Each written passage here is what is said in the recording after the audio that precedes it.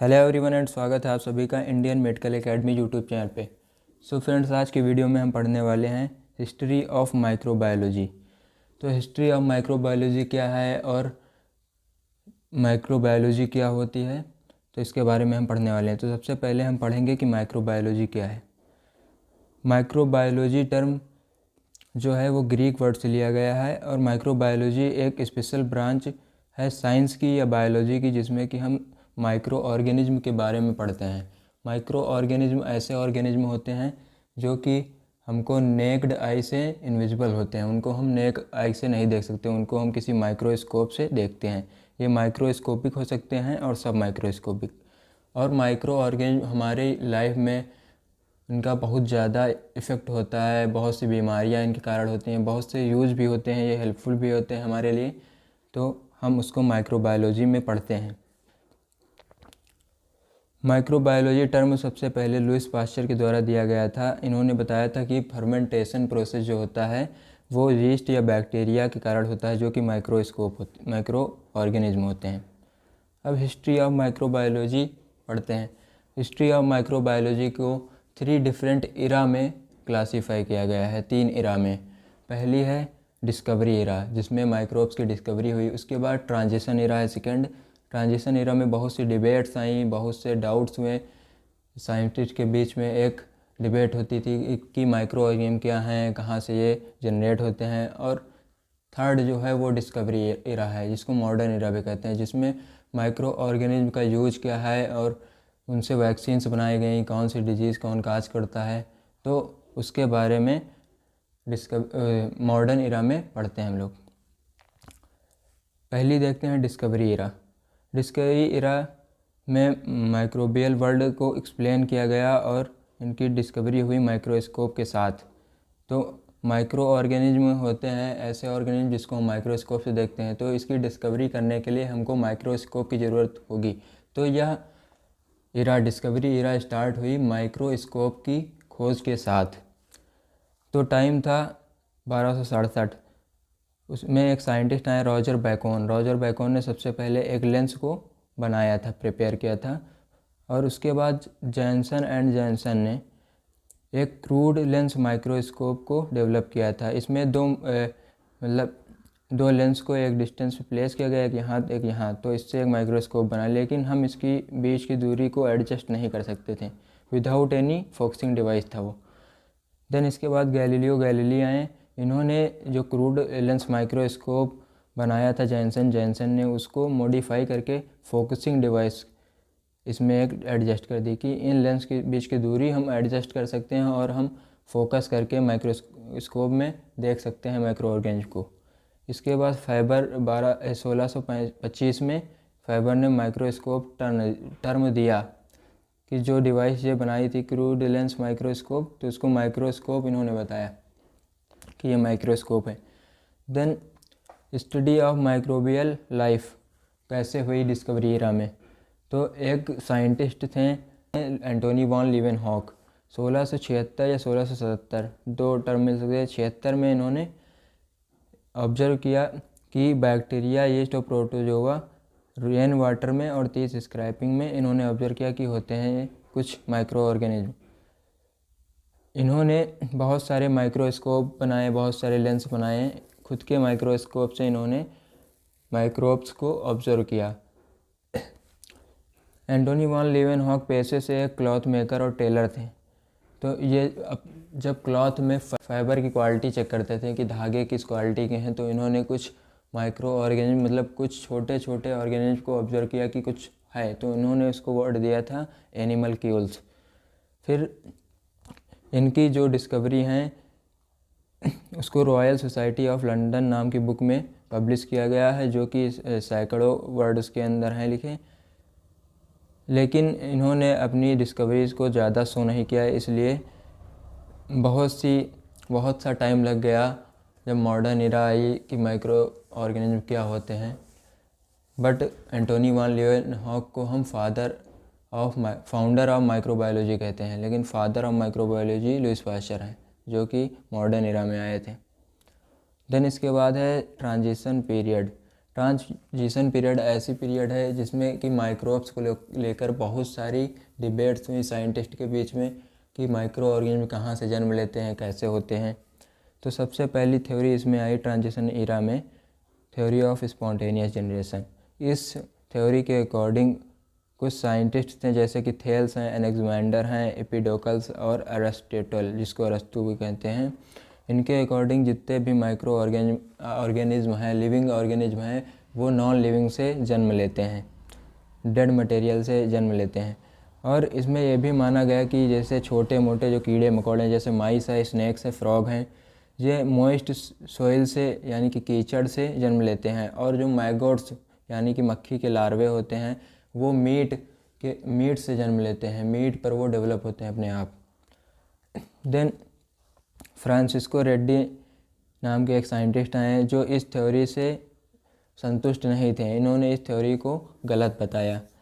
ये एक Italian physician थे। इन्होंने मिड 17th सेंचुरी में एक एक्सपेरिमेंट किया जिसके द्वारा इन्होंने ये बताया कि स्पॉन्टेनियस जनरेशन की जो थ्योरी है वो एग्जिस्ट ही नहीं करती, यानी कि स्पॉन्टेनियस थ्योरी जो है वो गलत है। इसके बाद जॉन निधम आए। जॉन निधम स्पॉन्टेनियस थ्योरी के सपोर्ट में थे। इन्होंने एक फ्लास्क लिया, फ्लास्क में इन्होंने मीट को रख दिया। मीट में अब इन्होंने देखा कि जो माइक्रोब्स हैं वो डेवलप नहीं हुए, उसको बंद करके रखा था, मतलब डेवलप हुए माइक्रो ऑर्गेनिज्म। तो इसके बाद स्पलांजी आए। स्पलांजी ने एक फ्लास्क में मीट को रखा और उसको उबाल दिया। फिर उसके बाद इन्होंने हाई टेम्परेचर पे इसको हीट किया था। तब उसके बाद इन्होंने ऑब्जर्व किया कि माइक्रोब्स उसमें अराइज नहीं हुए। स्पलांजी ने काफ़ी हद तक की थ्योरी ऑफ स्पॉन्टेनियस जनरेशन को डिस्प्रूव कर दिया था, लेकिन एक करेक्ट जो रिज़ल्ट आया हमारे सामने वो गोल्डन इरा में आया। गोल्डन इरा स्टार्ट होती है 1860 से 1910 के बीच में। तो गोल्डन इरा में सबसे पहले साइंटिस्ट हैं जिन्होंने अपना योगदान दिया था वो हैं लुईस पास्चर। लुईस पास्चर ने थ्योरी ऑफ स्पॉन्टेनियस जनरेशन को डिस्प्रूव किया स्वान नेक फ्लास्क एक्सपेरिमेंट के द्वारा। स्वान नेक फ्लास्क एक्सपेरिमेंट में इन्होंने 3 फ्लास्क लिए, उसमें इन्होंने ब्रोथ लिया, यूरिन वाटर और शुगर वाटर और यीस्ट वाटर। यूरिन लिया, यीस्ट वाटर, शुगर, एक ब्रोथ लिया। फिर उसको उन्होंने स्वान नेक, तीनों फ्लास्क में स्वान की नेक के आकार की एक नली लगा दी। फिर एक को हीट किया और उसको सीधे रख दिया, सीधे प्लेस किया बिना टिल्ट किए। तो उसमें देखा माइक्रोब डेवलप नहीं हुए हीट करने के बाद। फिर दूसरे को हीट किया, उन्होंने स्वान नेक हटा दी हीट करने के बाद। फिर देखा उसमें माइक्रोब डेवलप हो गए। फिर थर्ड एक्सपेरिमेंट जो था, इन्होंने हीट किया लेकिन स्वान नेक नहीं हटाई, बट इन्होंने उसको थोड़ा टेढ़ा कर दिया। जब टेढ़ा किया तब देखा उसमें माइक्रो ऑर्गेनिज्म डेवलप हो गए, बैक्टीरिया डेवलप हो गए। तो यहाँ से theory of spontaneous generation disprove होती है। फिर इसके बाद इन्होंने लुईस पास्चर ने पास्चुराइजेशन प्रोसेस दिया। पास्चुराइजेशन प्रोसेस में बेसिकली मीट को, मिल्क को या वाइन को प्रिजर्व करके रखा जाता है। तो पास्चुराइजेशन टेक्निक इन्होंने दिया। देन इसके बाद इन्होंने फर्मेंटेशन प्रोसेस भी दिया। लुईस पास्चर ने फर्मेंटेशन प्रोसेस के द्वारा बहुत से प्रोडक्ट्स को बनाया जाता है एंजाइम की हेल्प से, माइक्रो ऑर्गेनिज्म के हेल्प से, जैसे कि वाइन हो गया, ब्रेवरेजेस हो गए, ब्रेड हो गया। और लुईस पास्चर ने कुछ वैक्सीन्स को भी डेवलप किया, जैसे एंथ्रैक्स है, कॉलेरा है, रेबीज़ है, टीबी है, ईटीसी। इनकी वैक्सीन्स जितनी भी बनाई गई हैं वो लुईस पास्चर ने पहले सिंथेसाइज की थी, बनाई थी। फिर इसके बाद जॉन टिंडल आए थे। इन्होंने हाईली रेजिस्टेंस बैक्टीरिया के स्ट्रक्चर को डिस्कवर किया जिसका नाम था एंडोस्पोर। जॉन टिंडल ने यह बताया कि जब बैक्टीरिया को अनफेवरेबल कंडीशंस मिलती है, उसके फेवरेबल में कंडीशन नहीं होती, तो वो अपने अंदर बहुत से स्पोर्स बना लेती हैं जिसके कारण उसकी मेटाबॉलिक एक्टिविटी बहुत ही स्लो हो जाती है और वह एक नॉन एक्टिव फॉर्म में रहता है, मतलब लिविंग होता है लेकिन वो बहुत कम ही ग्रोथ करता है। टिंडलाइजेशन प्रोसेस है। टिंडलाइजेशन प्रोसेस के द्वारा इन एंडोस्पोर्स को किल किया जा सकता है हाई टेम्परेचर देके 3 कॉन्जिक्यूटिव डेज के लिए, यानी कि 24-24 घंटे पर हीट देकर हम इसको किल कर सकते हैं। Germ theory of disease. Germ theory of disease golden era में ही आई। इस थ्योरी के अकॉर्डिंग सबसे पहले 1546 में फारकास्ट्रो ने अपनी ट्रेटिस दी, एक थ्योरी दी। इसके अकॉर्डिंग डिजीज़ जो होती हैं वो काज होती हैं माइन्यूट सीड्स, बहुत से छोटे सीड्स यानी माइक्रोब के कारण, जो कि एक पर्सन से दूसरे पर्सन में फैलती हैं। फिर 1762 में वॉन प्लेंसिस ने बताया कि डिजीज़ जो होती हैं कॉज होती हैं लिविंग ऑर्गेनिज्म के द्वारा। फिर अगस्टिनो बैसी आए, इन्होंने प्रॉपर ये बताया कि जो सिल्क वॉर्म डिजीज़ होती है वो माइक्रोबियल इन्फेक्शन से होती है। फिर लॉर्ड जोसेफ लिस्टर आए। लॉर्ड जोसेफ लिस्टर ने भी गोल्डन एरा में बहुत ज़्यादा योगदान दिया। इन्होंने एंटीसेप्टिक सर्जरी की खोज की, यानी कि कोई एक वुंड अगर घाव हो गया हमको तो वहाँ पर इन्होंने अप्लाई किया फिनॉल को। ड्रेसिंग करने से पहले उस घाव पर इन्होंने फिनॉल को अप्लाई किया, फिर उसको ड्रेसिंग कर दी, जिससे कि जो माइक्रोब्स होते हैं वो जल्दी ग्रो नहीं करते उस पर। लॉर्ड जोसेफ लिस्टर को फादर ऑफ एंटीसेप्टिक सर्जरी भी बोला जाता है। फिर आए रॉबर्ट कोच। रॉबर्ट कोच ने बहुत ज़्यादा योगदान दिया। इनको हम फादर ऑफ मेडिकल माइक्रोबायोलॉजी भी कहते हैं। इनके अकॉर्डिंग इन्होंने सबसे पहले यह बताया कि बैक्टीरिया का बीमारी करने में क्या रोल है, कैसे बैक्टीरिया हमारी बॉडी में बीमारी कॉज करते हैं। सबसे पहले इन्होंने एंथ्रेक्स बैसिलस नाम के बैक्टीरिया को डिराइव किया, आइसोलेट किया, जिसके कारण एंथ्रेक्स नाम की एक बीमारी होती थी। ये बताने के लिए कि डिजीज़ और माइक्रो ऑर्गेनिज्म के बीच में रिलेशन क्या होता है। और कोच पास्टुलेट भी रॉबर्ट कोच ने दिया कि किसी भी माइक्रो ऑर्गेनिज्म और डिजीज़ के बीच में क्या रिलेशन होता है, कैसे माइक्रो ऑर्गेनिज्म इन्फेक्ट करते हैं किसी भी लिविंग बॉडी को।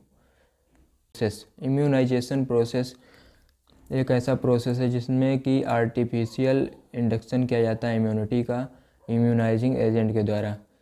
इसको दिया था लेडी मैरी मॉन्टिग ने, और इसका यूज़ सबसे पहले किया गया था स्मॉल पॉक्स में, एशिया में। फिर एडवर्ड जिनर एक पहले साइंटिस्ट थे जिन्होंने सबसे पहली वैक्सीन दी थी।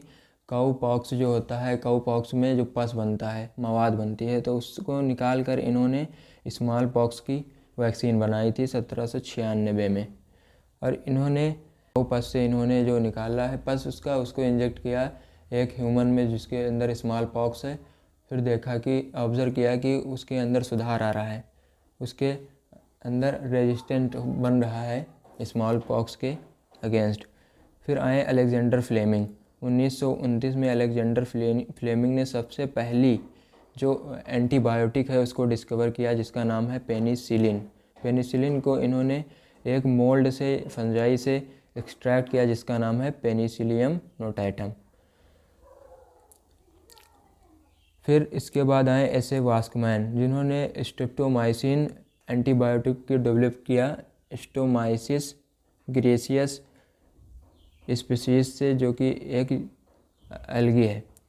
और इसके लिए इनको अवार्ड भी दिया गया नोबेल प्राइज़ 1952 में। जो स्ट्रेप्टोमाइसिस ग्रेसियस है वो टीबी में बहुत ज़्यादा हेल्पफुल है, इसकी वैक्सीन है टीबी को ट्रीट करने के लिए। सो फ्रेंड्स, अगर वीडियो हेल्पफुल लगे तो चैनल को सब्सक्राइब करें, वीडियो को लाइक करें, शेयर करें, कमेंट करें और मिलते हैं नेक्स्ट वीडियो में। Thank you.